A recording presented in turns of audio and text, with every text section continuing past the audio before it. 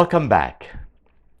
You know, in our culture, one of the common questions we ask when we meet someone is, what do you do? One of the first questions we ask someone, what do you do? Maybe after you get to know their name and you ask them, how are you? But the other question is, what do you do?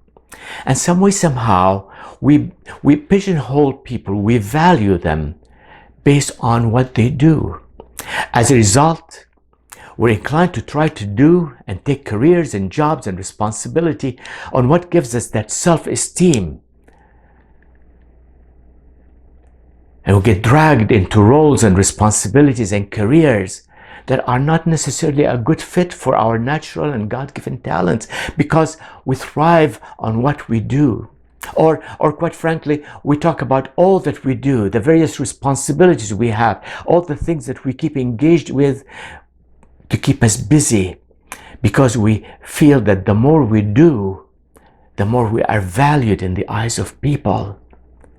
And in the process, we become human doers, not human beings. Friend, what are the things that hold you back?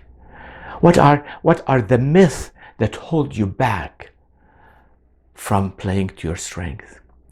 The objective of this coming, or one of the objectives of this coming short video, is to help you identify the myths that hold you back from playing to your strength. Take a moment and watch it with us. In the last sessions, we talked about the formula or the science behind your strength. We also talked about the fact that your talents are a gift from God. We talked about the fact that you start with talents, you build on them through the knowledge you gain, the skills you develop, and the experiences of life, which are the laboratory where you gain wisdom. We call this the school of life, the school of life. This is how your talents grow. But you know, unfortunately, in the school of life, we also confront things that hold us back from playing to our strength. Marcus Buckingham is probably the best known author and speaker on the subject of strength. He has a series of videos, he calls them Trombone Player Wanted. And in one of them, he talks about the fact that in life, we confront myth. Myth is something we believe in that is not true. We have myths that hold us back from playing to our strength. And if we can confront this myth with the truth, maybe we have a greater opportunity to play to your strength. So let me share with you 3 myths. And I also would like to share with you the truth that you can use to counteract this myth, and you can live more victoriously as you live your strength and as you play to your strength. The first myth is that as you grow, you change. As you grow, you change. Well, I'm sorry, my friend, this is a myth. It's not true. The truth is, as you grow, you become more and more of who you really are. Can I share with you an example to illustrate this? And it's a bit of a personal example, and quite frankly, I'm a bit embarrassed talking about it, but I'll share it with you because I think it's a reflection of how that this is not true. And as you grow, you become more of who you are. For the past 41 years, my wife has been working on me, trying to change me. She's been trying to change me in one small part of my life, which has been a kind of aggravating for her. And I'm a mature adult, and I really love my wife, and I like to please her, and I really would like to change, but I have not been able to. It's just one small little personal traits and thing that really bothers her. Can I tell you what it is? Well, I don't close doors. Here I said it. I don't close doors. If I open a door, I don't close it. If I open a drawer, I don't close it. See, I'm not very good with details. And that bothers my wife because she is very particular about details. Remember, I told you that her strength is responsibility. And she doesn't see why I cannot close a door And friends, I have tried for 40 some years, and I have not been able to change. Now, fortunately, for my wife's sake, God gave us a grandson who is a door closer.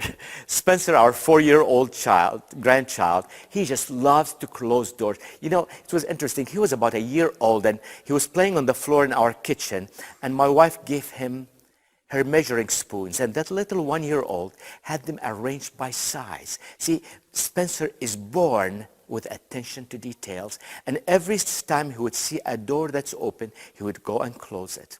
He's a door closer, and I am not. And later in his life, when Spencer is 20, 30, 40, or even 70 like me, he will continue being a door closer. I just hope he doesn't marry a woman who does not close doors. That's one myth. As you grow, you become more and more of who you really are, and you notice this with aging people a lot more. The second myth is that you grow the fastest and you gain the greatest benefit if you focus on your areas of weaknesses. If you want to really improve, fix your areas of weakness. Look at your weaknesses and try to improve them. That's a myth.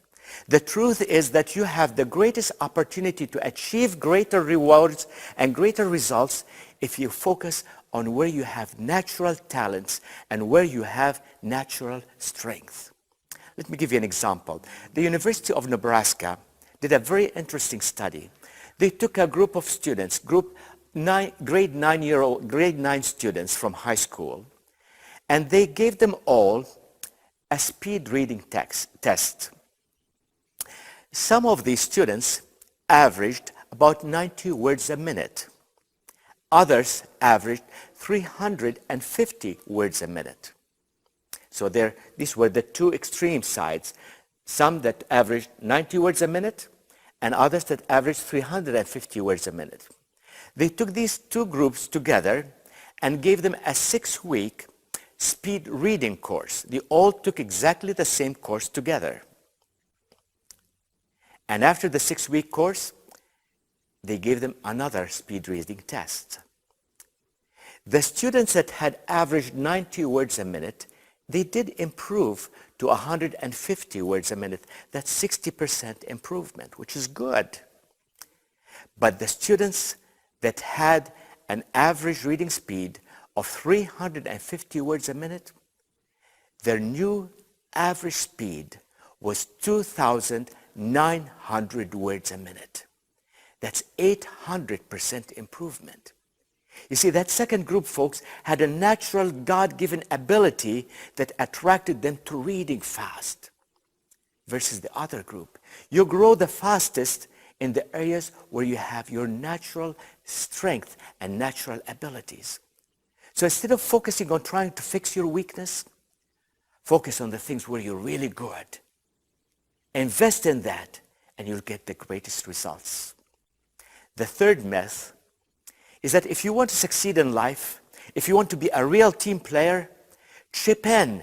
Do whatever the team needs. After all, we need well-rounded people who can roll with the punches. If you want to be a good team player, just chip in and do whatever the team needs. That's a myth. The truth is, if you really want to succeed in life, focus on what you really are good at and delegate the other parts to other people so the team can be well-rounded. Let me give you an example of this. Let me give you the example of a pastor, and we'll call him Pastor Max. Pastor Max always knew he wanted to be a pastor. He went to Bible school and started his first church. People loved him, and the church grew. The church grew beyond the capacity of their building, so they bought a bigger piece of land and they built a bigger church. And people kept coming and the church kept growing. But Pastor Max felt empty, felt defeated, frustrated, unhappy, unfulfilled, to the extent that he thought, maybe I made a mistake. Maybe pastorate is not my calling. And he was about to leave the ministry. Fortunately, he found an executive coach who helped him understand the concept of strength, helped him identify his God-given strength, encouraged him to begin to focus on his strength. He went to his church board and explained to them that he needs to reshape his ministry and focus his roles around his strength. With the support of his board and his pastoral staff, he began to focus on what he loved to do the most, and that's writing and teaching. He delegated all the other pastoral work, the counseling and the administration of the church, to other people who were gifted in that.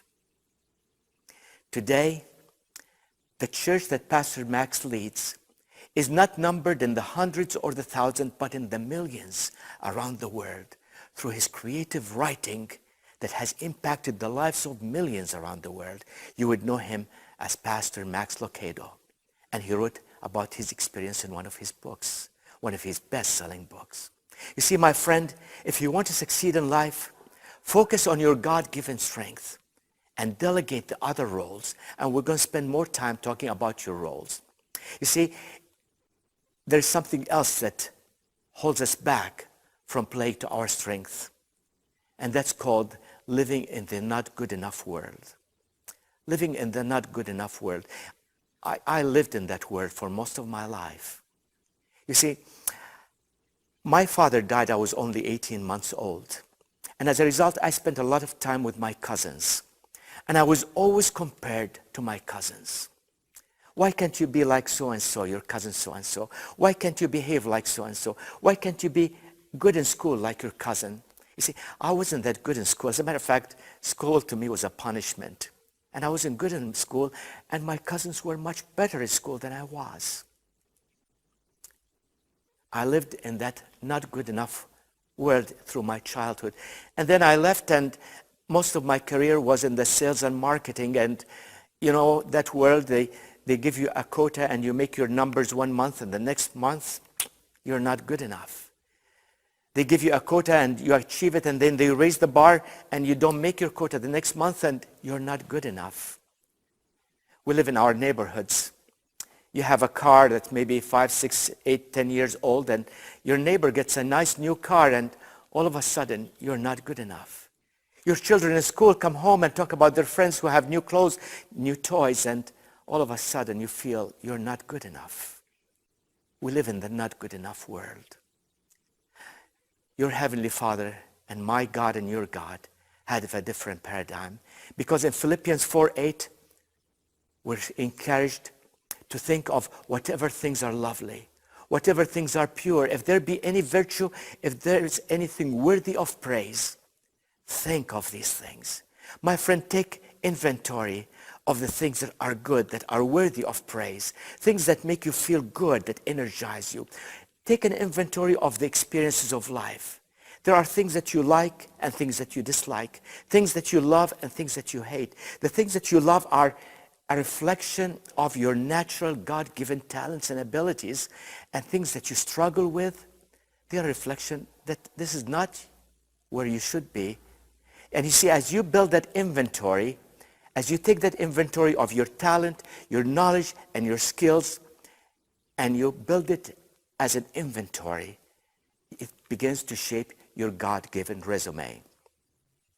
I don't know about you, but through my 35-year career, I've changed jobs quite a few times, so I've been through a lot of interviews.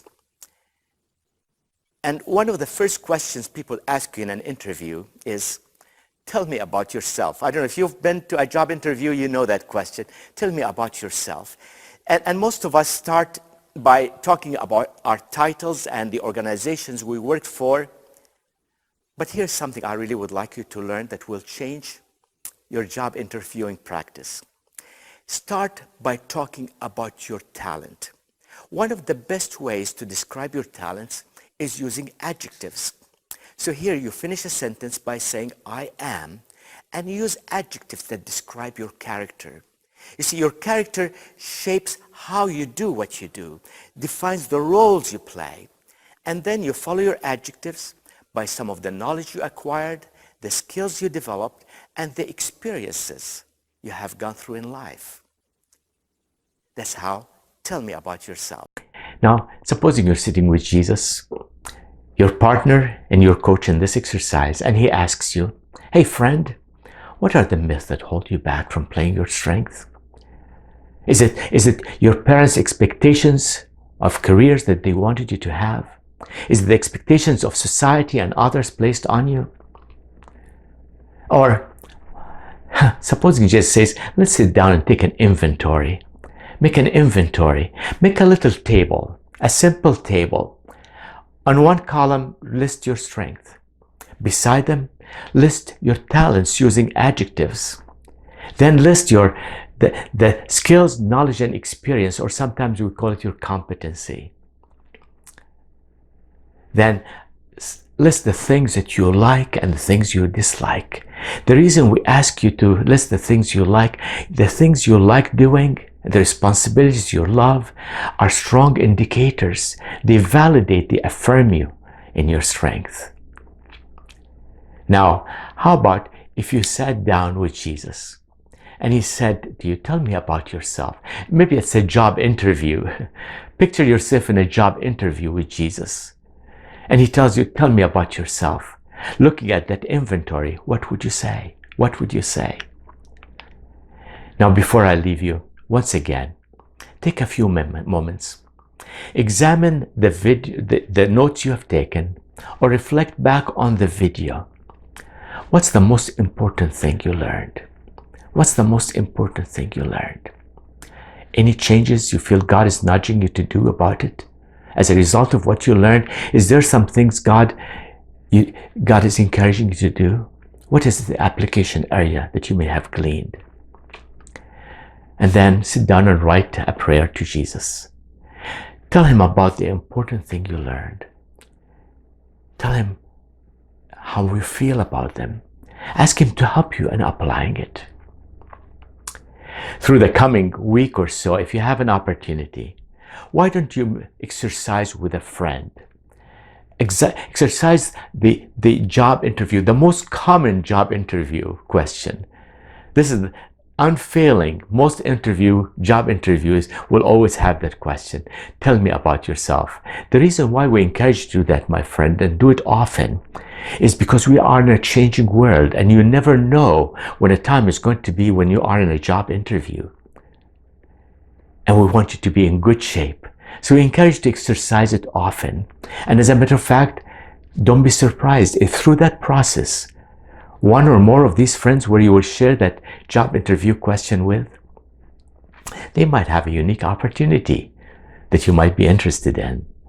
May you continue the journey of discovering where you can use your strength and learning more about how God has shaped you, so you can say to anyone who asks you, tell me about yourself. God bless you and have a wonderful week.